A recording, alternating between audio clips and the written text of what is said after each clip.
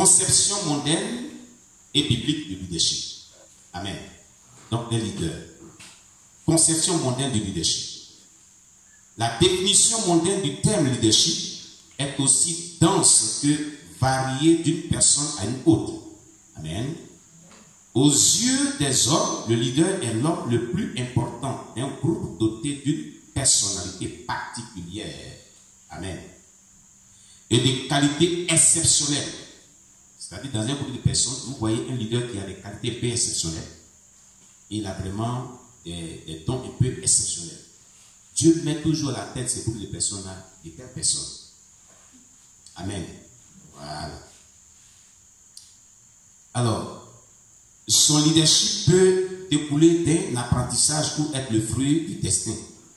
Souvent, c'est le destin que Dieu a établi sur sa vie. Ou soit il a appris quelque part. Amen. Et qui met maintenant en exergue. Nous pouvons donc déclarer que le leader est celui qui dirige un groupe de personnes. Aux yeux du monde, le leadership est le fruit des facteurs suivants. L'apprentissage, premier facteur. Les biens séculiers, deuxième facteur. La connaissance, troisième facteur. La force, quatrième facteur.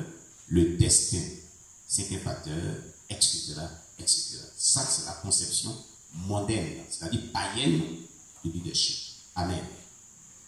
La conception biblique du leadership, qui diffère de la conception païenne, elle est la suivante. L'enseignement biblique soutient clairement que le leader est d'abord un choix de Dieu. Un leader chrétien doit être d'abord un choix de Dieu. C'est-à-dire Dieu l'a appelé, Dieu l'a choisi. On ne devient pas leader parce qu'il faut être leader dans le domaine du christianisme. C'est un choix de Dieu. Dieu dit de Jérémie dans Jérémie chapitre 1, avant que tu ne naisses, avant que tu ne sois dans les reins de tes parents, je te connaissais, je t'avais choisi, je t'avais établi prophète des nations. C'est écrit dans Jérémie chapitre 1. N'est-ce pas? Voilà. Donc c'est un choix de Dieu, le leader chrétien, selon la Bible. Comme la Bible nous le révèle clairement, dans le cas des jumeaux, Ésaü et Jacob aussi, dans Genèse chapitre 26, verset 21 à 23. Depuis le sein de la mère Rebecca, il y avait bagarre. Et elle dit, mais j'aimerais que quelqu'un nous lise ce passage vite. Genèse 26, Genèse chapitre 25, verset 21 à 23. Dans le cas des jumeaux, Ésaü et Jacob.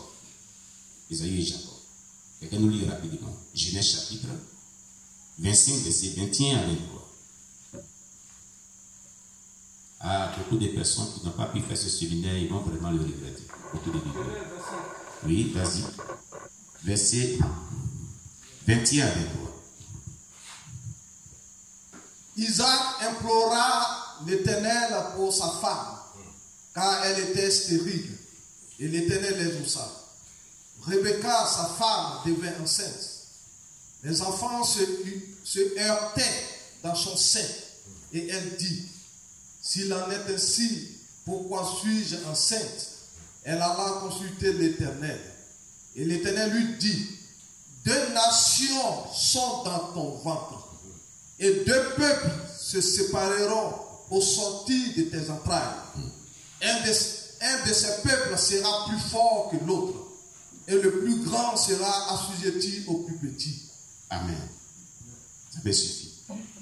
Les leaders. Depuis le sein de les mamans, Dieu les avait choisis comme leaders. Mais le plus grand sera assujetti au plus petit. Ça, c'est Dieu qui a décidé. Cela révèle sa souveraineté. Amen. Gloire à Jésus-Christ. Voilà. Avant même que ces enfants ne soient nés ou faire montre d'une capacité ou d'une faiblesse quelconque, Dieu avait déjà tranché et avait déjà établi le plus jeune sur le plus âgé. Et par cette prophétie, Dieu avait déjà tranché. Amen. Voilà. Dieu a établi une autorité légitime dans diverses institutions, telles que le gouvernement civil, qui est prouvé dans la Bible. Romains 13, verset 1 à 7. 1 Pierre chapitre 2, verset 13 à 17. Dans la famille, il a établi encore bibliquement des autorités, des leaders. Exode 20, verset 12. Éphésiens 5, verset 22 à 23. Éphésiens 6, verset 14. Et dans l'église, Hébreux 13, verset 17. Mais comme le révèle le centurion romain, aucun dirigeant humain n'a la pleine autorité, car toute autorité émane de Dieu. Amen. Matthieu 8, verset 5 à 13. Seul Dieu est souverain. Pour cela, tous ceux qui sont en position de leadership doivent toujours se soumettre à lui.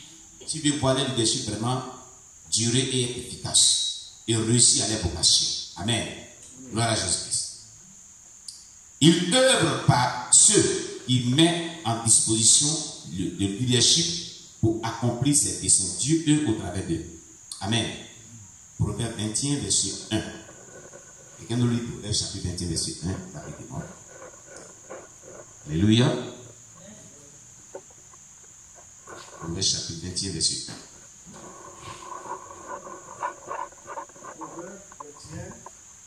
Verset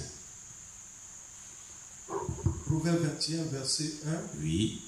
Le cœur du roi est un courant d'eau. Le cœur du roi est un courant d'eau. Dans la main de l'Éternel. Dans la main de l'Éternel. Il l'incline partout où il veut. Il incline partout où il veut. Alléluia. Jésus a donné le modèle de cette soumission à son Père au cours de son ministère terrestre. Amen. Au lieu de compter sur leur position, leur personnalité ou leur pouvoir personnel d'exercer l'autorité, ils devraient regarder à Dieu. C'est comme ça. Tout leader devrait regarder à Dieu. Amen. La source de toute autorité, c'est Dieu. La source de toute réussite, c'est Dieu. La source de provenance et de la réussite de toutes choses, c'est Dieu. Amen. Même s'il est vrai que le leadership est le fruit de la souveraineté divine, il appartient à chacun de nous de développer son potentiel dans ce domaine. Et pour pouvoir le développer, il y a certains secrets, certaines activités, certains types de consécration qu'il faut. Amen. Et cela, nous les développons dans nos manières. Amen. Le nom de Dieu soit béni. Le leader spirituel est donc une personne qui a reçu de Dieu, l'autorité, la capacité et la responsabilité de conduire le peuple dans le plan et les objectifs de Dieu. Il a reçu donc de Dieu l'autorité, la capacité, la responsabilité de conduire le peuple de Dieu dans le plan de Dieu. Un leader chrétien en temps normal, voilà ce qu'il reçoit de Dieu. Donc si vous êtes un leader chrétien, vous n'avez pas d'autorité, vous n'avez pas la capacité surnaturelle et la responsabilité de conduire le peuple dans le plan de Dieu, vous échouez à votre vocation. Vous échouez à votre vocation. Et quelqu'un me comprend bien. Parce qu'il n'y a pas de leadership qui vient de Dieu que Dieu ne donne pas tous ces éléments pour réussir à sa vocation. Dieu donne ça à tout leader. Quelqu'un me comprend bien. Voilà.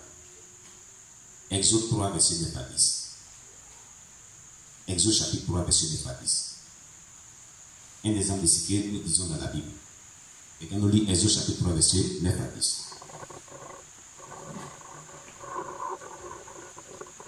Exode 3, verset 9 à 10. 9 à 10. Je lis la parole du Seigneur. Amen. Voici les cris d'Israël sont venus jusqu'à moi. Dieu disait à Moïse, voici les cris d'Israël sont venus jusqu'à moi. Et j'ai vu l'oppression que leur font souffrir les Égyptiens. Et moi, l'Éternel, j'ai vu l'oppression que leur font subir les Égyptiens. Maintenant, va. Je t'enverrai auprès de Pharaon. Je t'enverrai auprès de Pharaon. Et tu feras sortir d'Égypte mon peuple. Et tu feras sortir d'Égypte mon peuple. Les enfants d'Israël. Les enfants d'Israël. Donc Dieu lui donne l'autorité, il t'engage. Et Dieu dit que c'est lui qui va les faire sortir au travers de Moïse. Moïse va les faire sortir. Donc il lui donne l'autorité, la capacité et la responsabilité de les amener dans le plan divin de Dieu. C'était où? Il les a dérivés de l'Égypte, il les a envoyés dans Canaan, la terre promise. C'était ça le plan divin pour les Juifs. Et c'est la mission que Dieu avait confiée à Moïse, principalement. Alléluia. On va voir maintenant les différences entre les leaders mondains et le leader spirituel qui est idéal.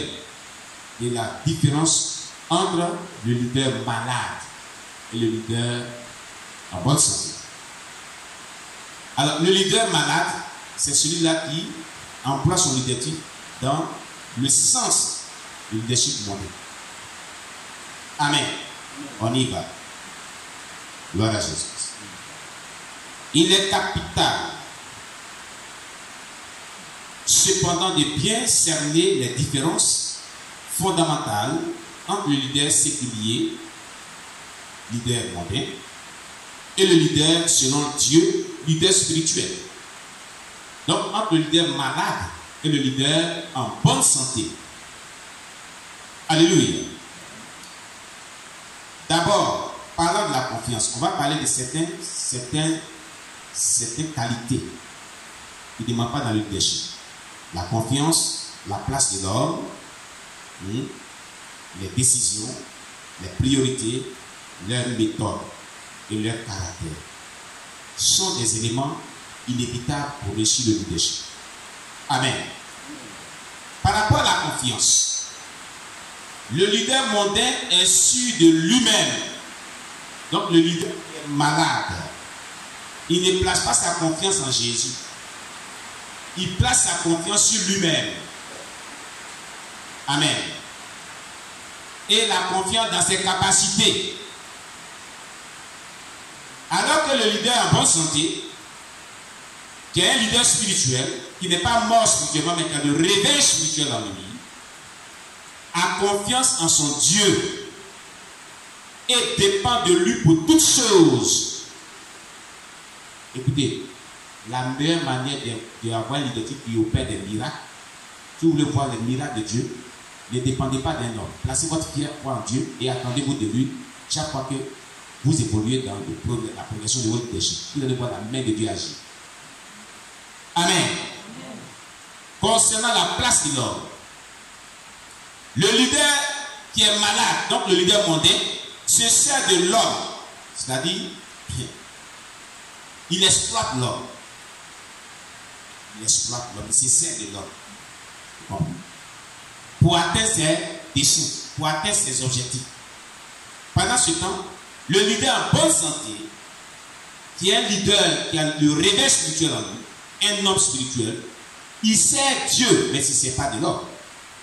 Amen.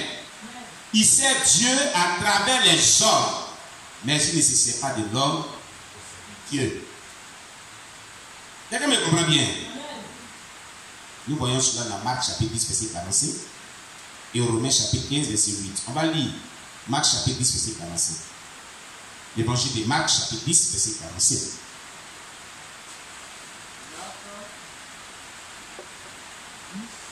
Oui, active ton micro. Marc 10, verset 45.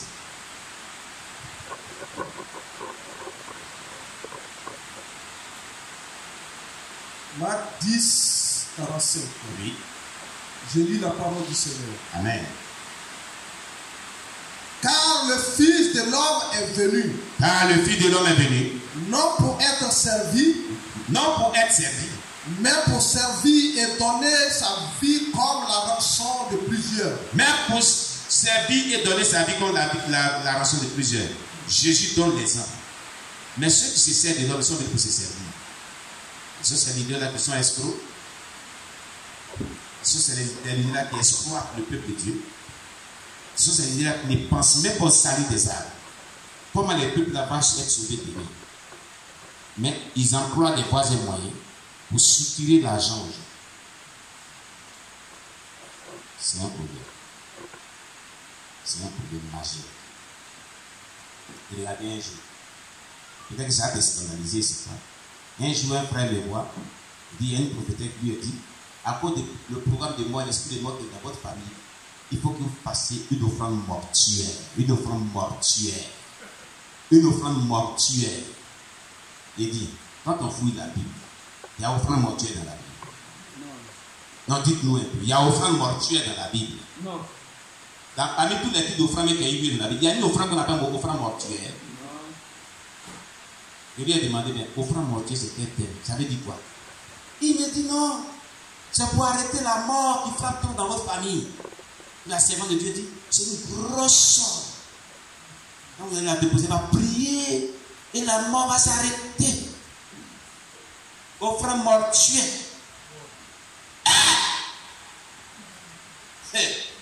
Quand d'Ivoire, on aura tout attendu. Je lui ai dit, quand Jésus a dit, vous chasserez les démons à mon nom, il a ajouté offrande mortuaire. Esprit de mort, là, ce n'est pas un démon. Quand on donne l'offrande, nous partons, si on chasse avec l'autorité de Dieu, le démon va partir. Tu n'as pas besoin d'offrande mortuaire. Donc, ce sont des personnes qui se servent de leurs semblables pour arriver à leur fin. Vous comprenez? Ce sont les leaders qui sont malades. Alléluia. Romains 15, verset 8. Romains chapitre 15, verset 8.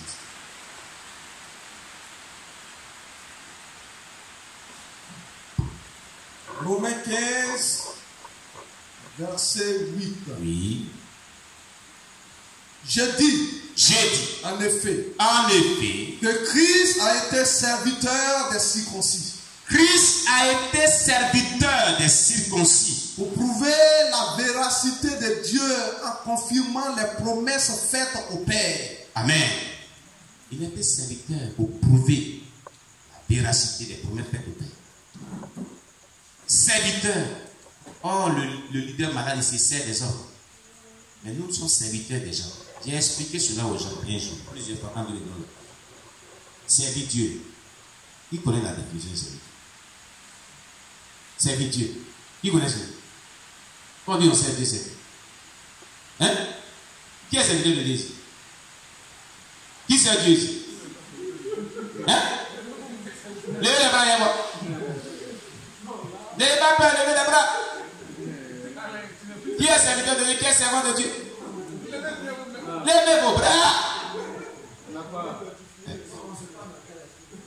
Depuis on a fait Isabelle, les gens sont rentrés dans les coquilles.